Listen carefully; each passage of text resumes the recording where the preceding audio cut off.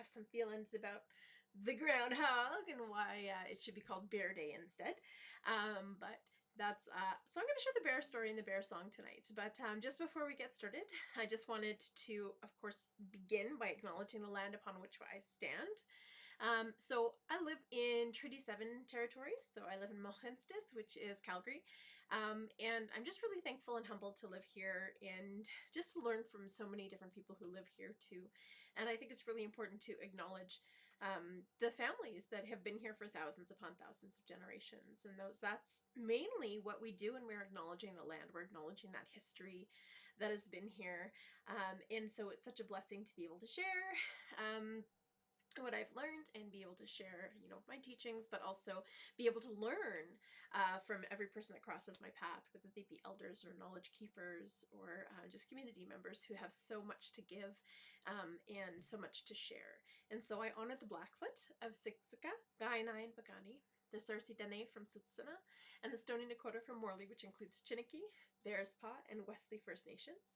We're also walking in the footsteps of Métis Region 3, which is why I proudly wear my Métis sash to act as that bridge between Indigenous and non-Indigenous culture.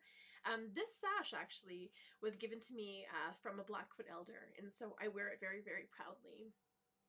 And I just love how it has those blue tones in it, and it just reminds me of that deep connection that we have to each other through our teachings and through the work that we do in community, and so it's really important to keep that up.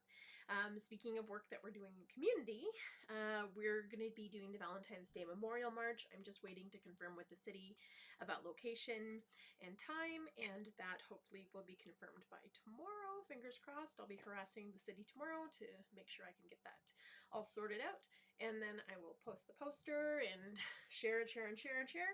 I wish I could have done it a little bit quicker, but of course we were on edge waiting to see where we were going to be at with all of these restrictions. But just to welcome everybody into the circle today, I wanted to share with you the Cree welcome song. Traditionally, when we sing songs, we sing in rounds of 4 to honor the 4 directions of the medicine wheel. But this song is a little bit different.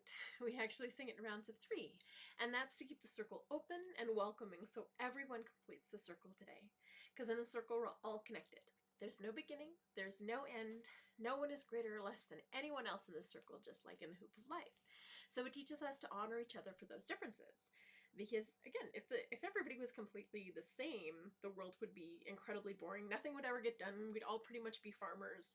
And what kind of a life would that be? It's important to have the artists and to have the educators and to have like the mathematicians and the engineers and the people who are on the ground creating amazing things.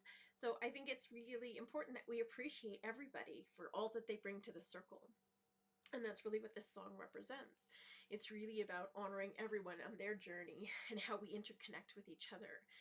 It's about acknowledging that we can't compare ourselves to others because we don't know what journey they're on. But also it's really about acknowledging that we're all deeply connected in this circle. And so if one of us suffers, we all suffer. Just like we're a part of that hoop of life. We're not above or below Mother Earth. We're part of her.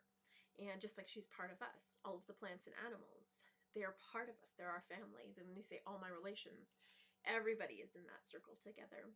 And so Mia Sin embodies that. It embodies that connection that we all have to each other.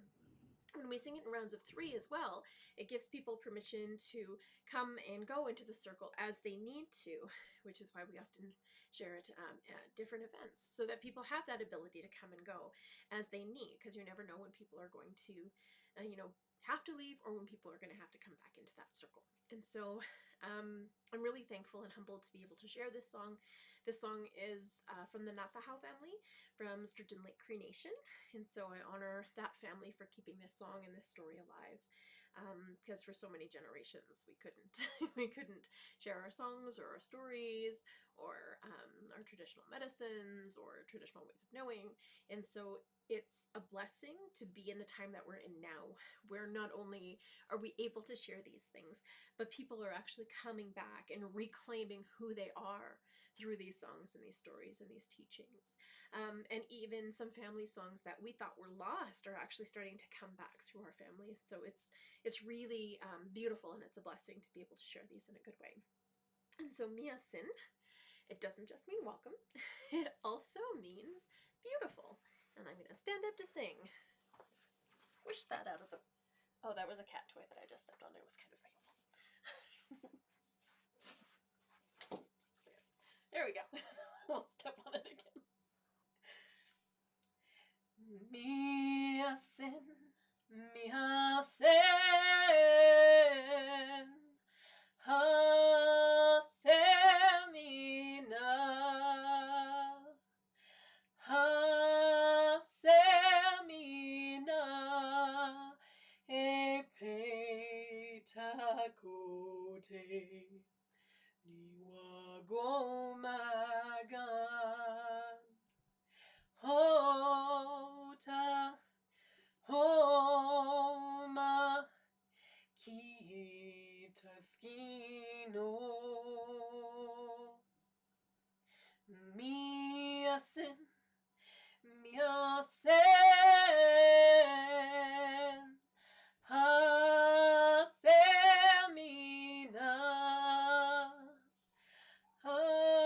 hasemina e petakote niwa gomagan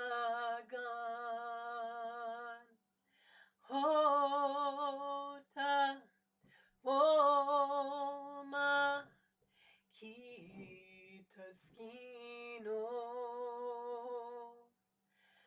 miasen miasen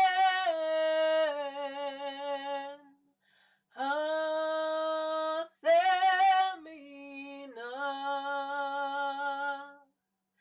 hasemina e petakote niwa gomagan hota homa kitaskino.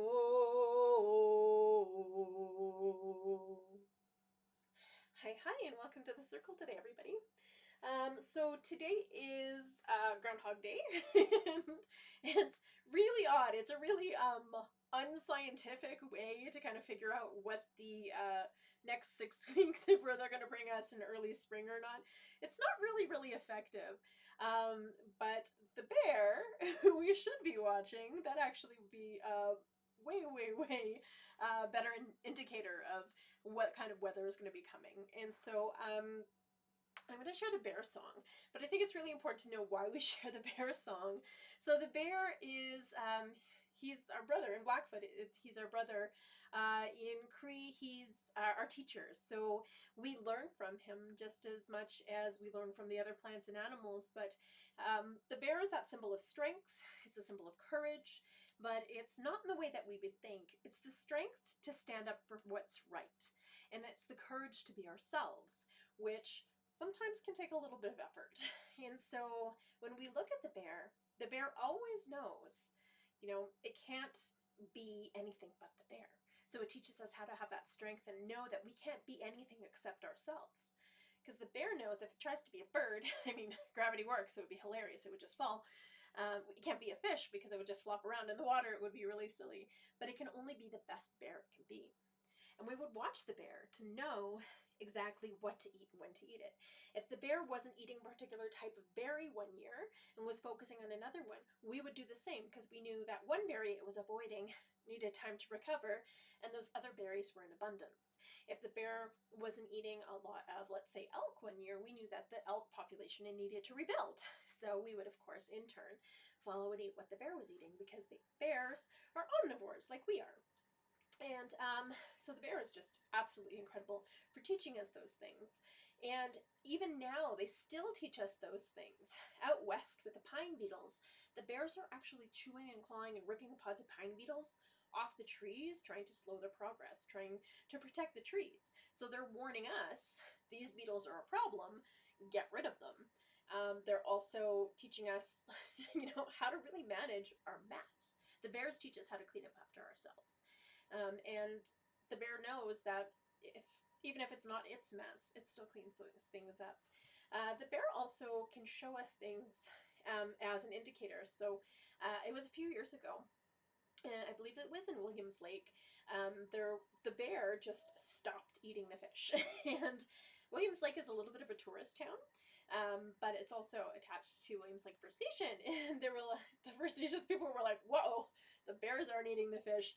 Don't touch the fish." And they tried to warn everybody in town, like, "Don't touch the fish. The bears aren't eating it. There's something wrong." But of course, people are like, "Oh, no, it's fine. We like to fish. You know, we're here on vacation to fish." Let's just say they had a pretty miserable vacation. Everybody had a lot of tummy troubles that year.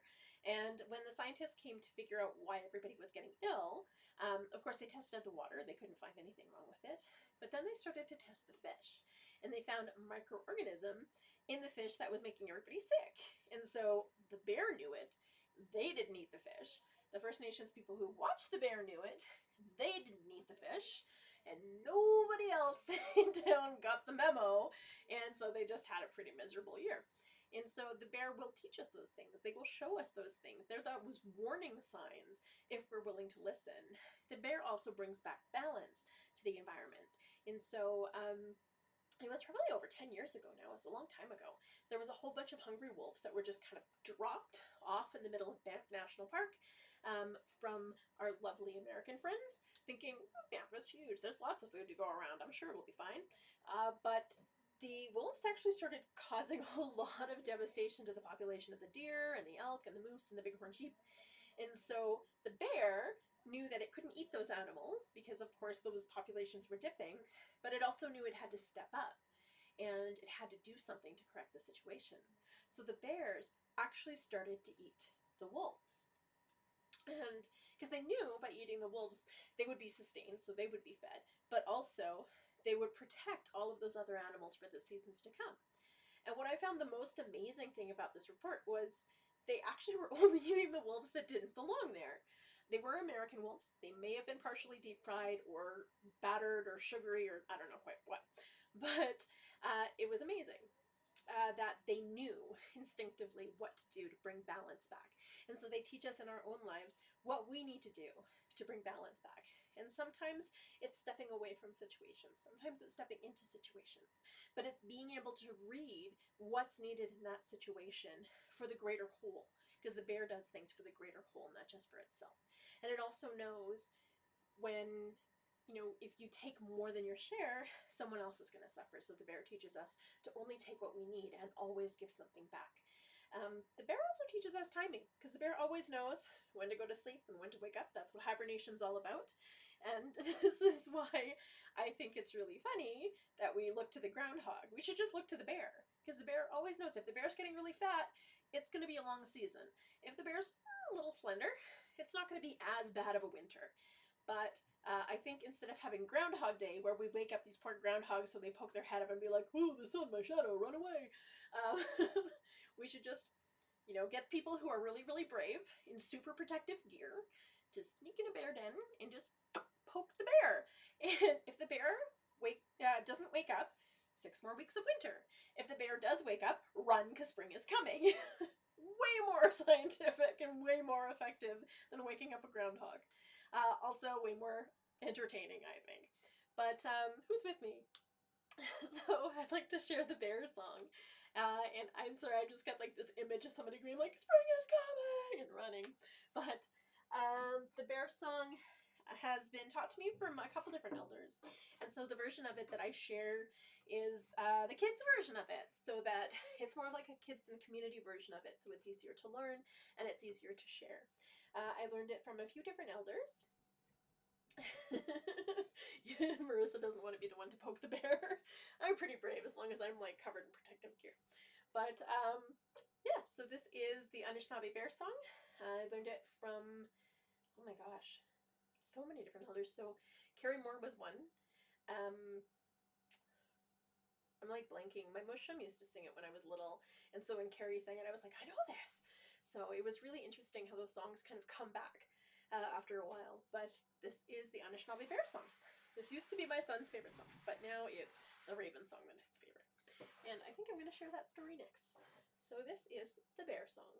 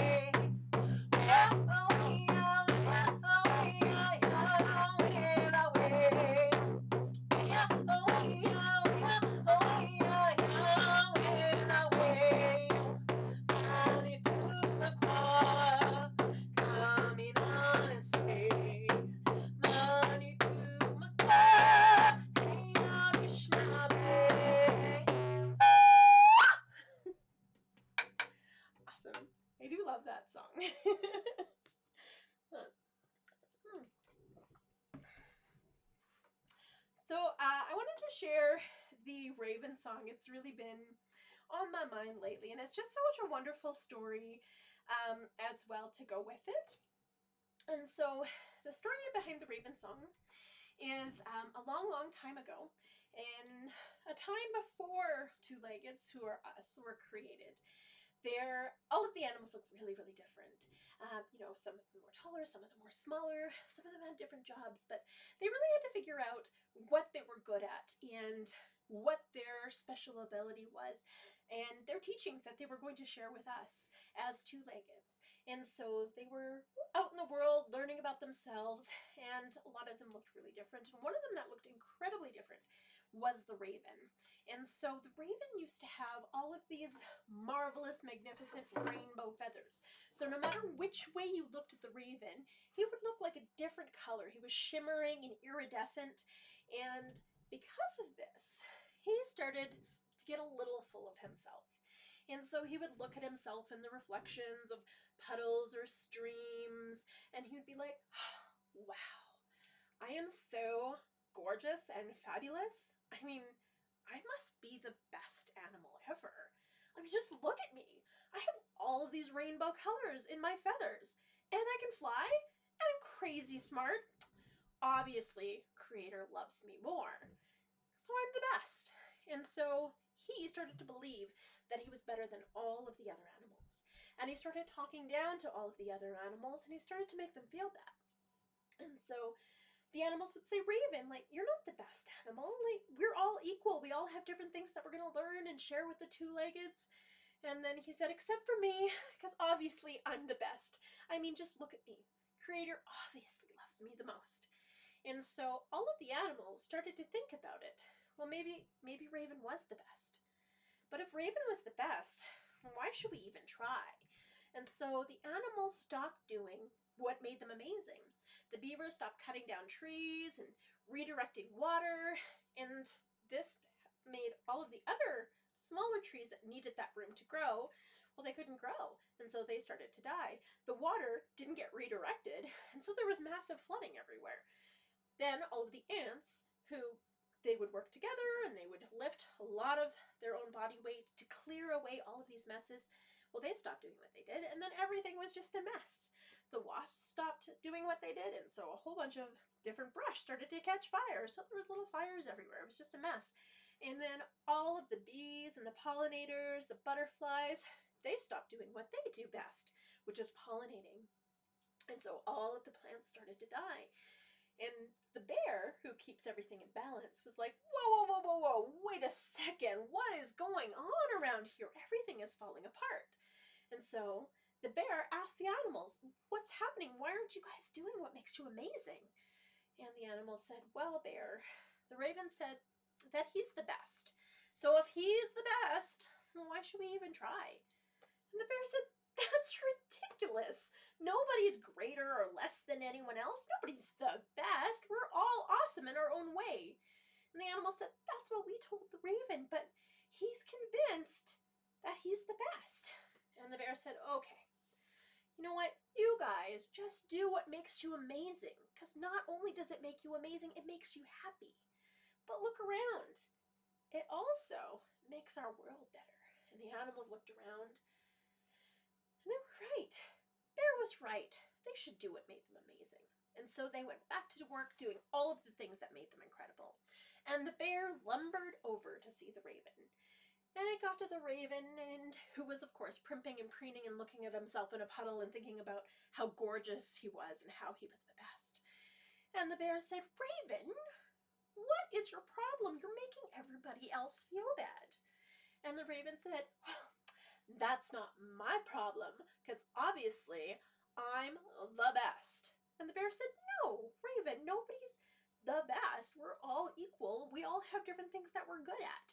And the raven said, except for me, because I'm amazing. I'm obviously the best. I mean, look at me. I have rainbow feathers, and I can fly, and I'm fabulously smart. Obviously, bear, I am the best animal, and Creator loves me the most.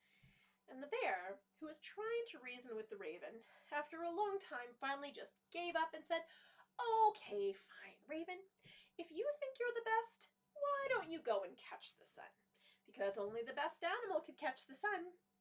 And the raven, who was too busy primping and preening and thinking about how amazing he was and how he was obviously the best, thought, well, of course I'm the best animal. So, yes, of course I can catch the sun because I am the best animal and I can catch the sun.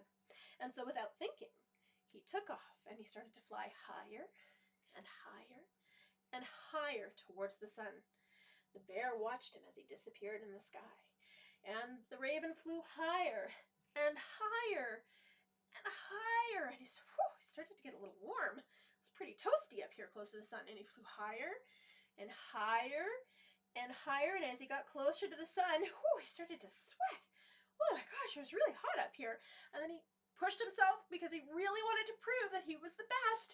And so he flew higher and higher until his feathers lit on fire, and he was like, oh my gosh, I'm on fire! And then he was tapping himself out, and he lost control, and he started spinning out, and he crashed into the ocean. And then he started to swim to the shore, and he pulled himself out, and he looked down at his feathers. And they weren't rainbow anymore. They were completely burnt, totally singed. And he was mad. How could the bear play such a trick on him? And so the raven started to hop angrily over to the bear, because he's a bird. So hopping along. And as he was hopping along, he started to pass all of the other animals who he had made feel bad. And he watched as they did amazing things. He watched as the pollinators helped all the plants grow. He watched as the woodpecker, just by eating, was protecting the trees. He watched as the ants worked together to carry heavy loads and clean up the earth. And as he was watching all of the incredible work that the animals around him were doing, he looked down at his feathers and he started to feel bad. And then he started to apologize for making all of those other animals feel bad. He said, guys, I'm so sorry. I'm sorry I thought I was the best animal and I told you guys not to try. You guys are all incredible. Look at all of the amazing things that you do and how you change the world and fix it for the better. Now I'm not special anymore. And so by the time the raven got back to the bear, he had apologized to all of the animals. And he apologized to the bear and he said, Bear, I'm not angry anymore. I'm just sad. Bear, I'm not special anymore. I mean, look at me. All my rainbows are gone. And the bear said, no, Raven, you are really special indeed, because you learned a really valuable lesson that you're going to be able to teach those two-leggeds when they come. This lesson is called humility. How to be humble. How to know that you're not greater or less than anyone else, but we're all equal. And the raven thought about it. Humility. Humility.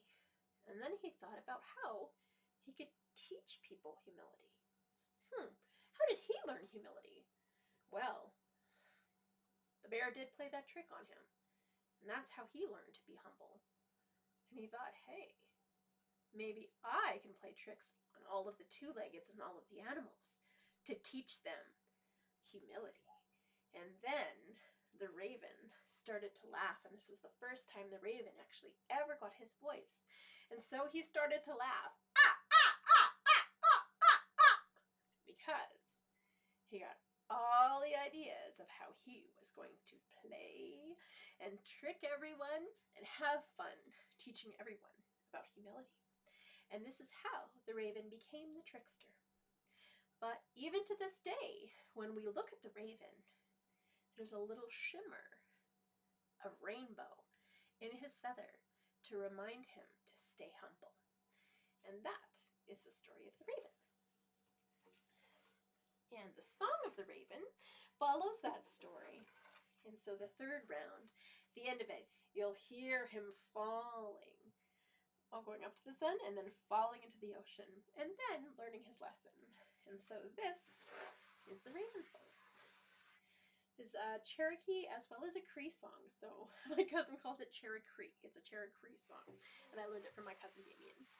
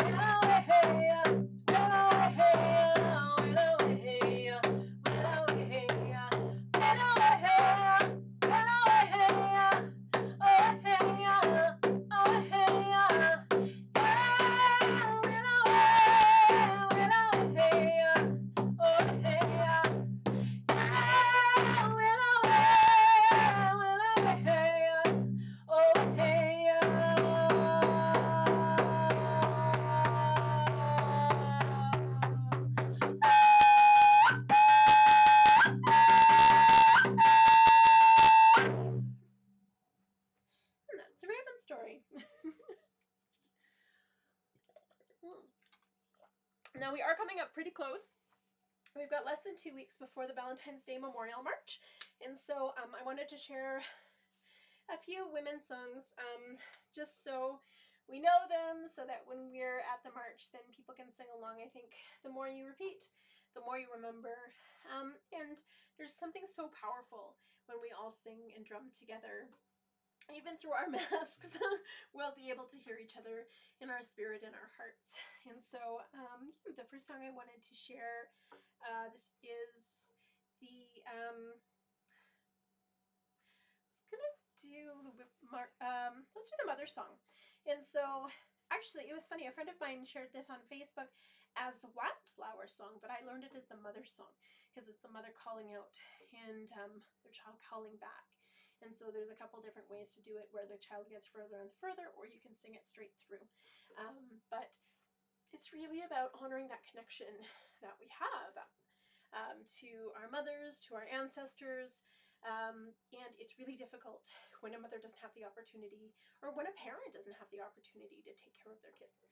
And a lot of that has to do with some intergenerational trauma. It has to do with, the residential school system, the 60s scoop, the, residential school 2.0, which is the foster care system. But it's really about recognizing that we need to heal together, and the easiest way to do that is through our children. Teach our children how to heal and nurture them and allow them to be who they are, support them in who they are and the decisions that they need, and being able to work through that trauma with ourselves so that we can break that cycle of abuse with our own children is really, it's challenging, but we can do it. I know that I broke that cycle with my own children, and they are amazing. They have such strength and such wisdom beyond their years, and such pride in all that they are and all that they do. And I'm so blessed and humbled to be able to have seen that change within my lifetime, within my generation. And so, yeah, so this song really honors that. It's that mother's voice calling out and our child calling back. So it's really about healing together. It's really hard when our kids go.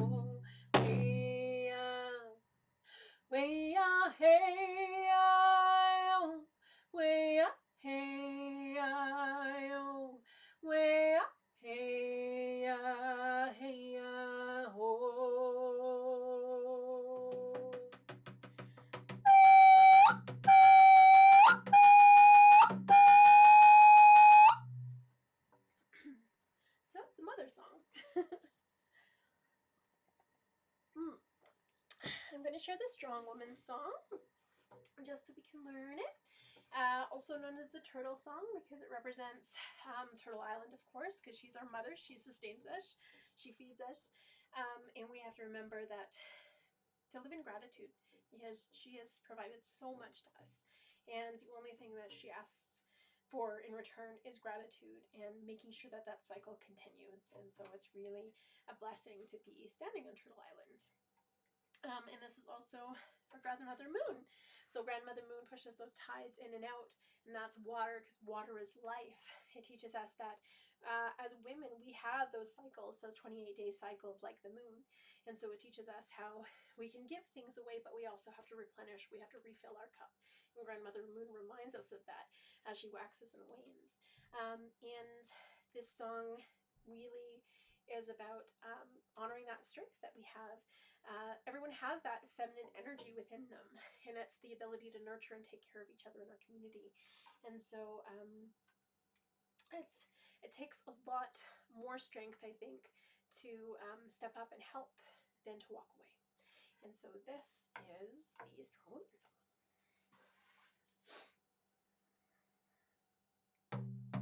Oh wait, that was the wrong beat.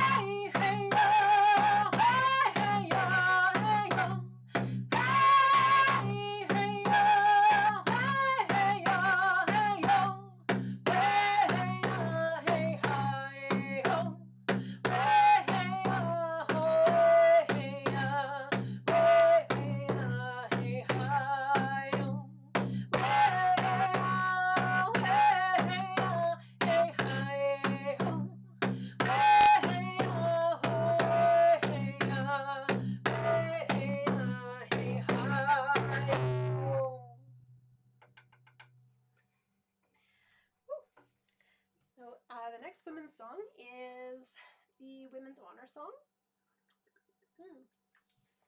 And this song is from Joan Henry. She's Arapaho Cherokee, and it can be found on YouTube. She has a bunch of other songs on YouTube too. She's fantastic. And so again, that's Joan Henry. She's amazing. And so yeah, I share this, and in it you'll hear that pulse. And you want to pulse. It reminds us of that, pulse that we have, the pulse that Mother Earth has, that automatic pulse that we have whenever we lift up a baby and we just want to comfort it. We have this weird bounce that we do. But it's really about acknowledging that rhythm that connects us, that heartbeat of Mother Earth that connects each and every one of us. And as women, we tend to feel it a lot more because we have those cycles with the moon. But everyone has it within them. They just have to be able to unlock it within themselves. And so this is Anagea, which is the Women's Honor Song.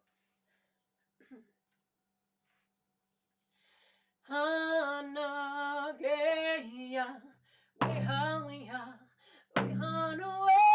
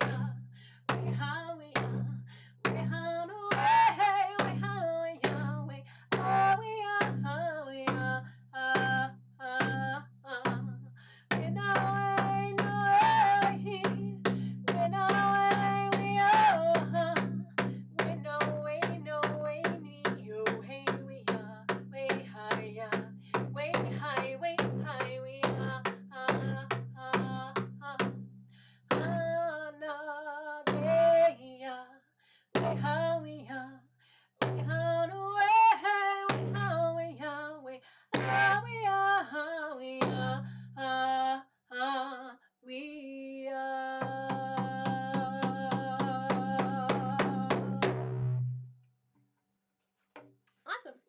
So, I'm going to share the Women's Warrior Song, but before we do that,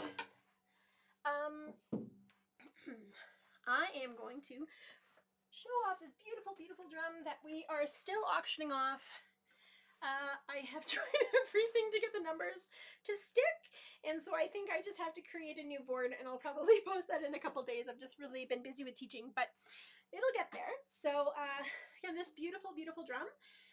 The painting on it is by Sam Baghetti, and he is just such a phenomenal artist. I just love how he captures the spirit of whatever he paints. He just really feels it in his spirit, and I just love it. So that is who painted my beautiful drum. The drum itself I have made. You can see exactly how thick the hide is. It's like crazy thick. So this is buffalo. It is from the hump. So when I make drums with buffalo, some of the pieces are thinner because, of course, from the sides and from lower down on the back, and also depending on the season, they'll be thinner. But this one is from one that was in the winter and from the hump. So this is crazy, crazy thick, and all of the drums that I cut from this portion are all extremely, extremely thick. So really durable. It will last a really, really long time. The style that I've woven it in, you'll see it goes from point to point to point. So it's sailors. So it teaches us not to procrastinate, which is also kind of the teachings of the buffalo, because the buffalo knows if it sees a storm coming, unlike all of the other animals that hide, if it faces that storm head on, it will get to the other side of that storm faster than all of the other. And the storm will pass. So it teaches us that we need to face our problems head on, that we need to really look at the entirety of the situation through the eyes of the eagle. The eagle looks at the big picture. and the buffalo knows get it done. So whenever I use buffalo drums, it's usually with kids for the grounding of it, but also whenever I need a little bit of extra motivation to get my goals done, sometimes I'll drum with buffalo drums, because they do really help you, you know, go stick to your goals. Salish is all about sticking to goals, because the Salish know that, you know, there are so many different islands and little inlays and little troughs that kind of like can sweep you out to sea. So they have to know exactly where they were going and how to get there. Because if not, you could get into a problem. You know, if you went in and you're trying to get around an island, but then the tide went up, you would get swept out, or if it went down, then you would get stuck, you would get beached. And so you had to know exactly when you were going, where you were going. If you went the wrong way to out around an island, you could get swept out to sea, or you could, you know, meet some really not friendly wildlife. And so, or you could end up in a place that maybe you didn't know the people there and you didn't exactly have the most friendly relationship with. So it's really about knowing where you're going, because they had to know exactly, okay, go this way at this time, and then this way, and then this way, to be able to navigate home.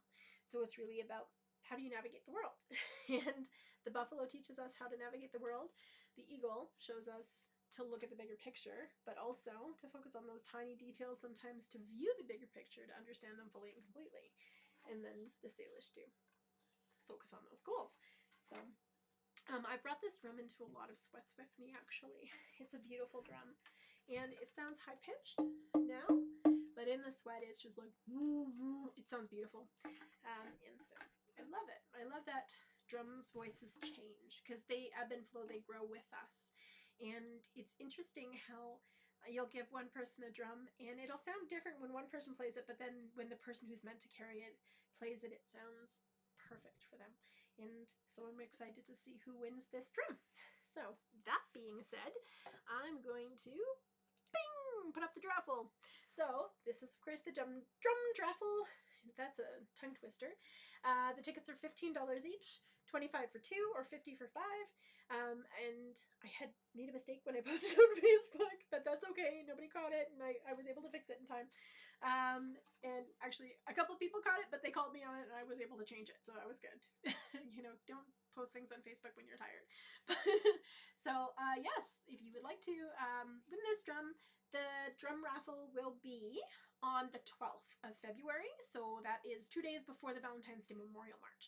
Any of the funds that we do make or collect, half will, or part will be going to Sam for more of his beautiful artwork painting, because we really want to honor that and keep that going, for more materials for drums so I can make more, but also a good portion of it, most of it actually, is going to be going to the Valentine's Day Memorial March, which is going to look different this year. Again, it's going to look the church that we usually host it at, unfortunately, we won't be able to, just because of COVID restrictions, and so we'll be having to do it in an outdoor space.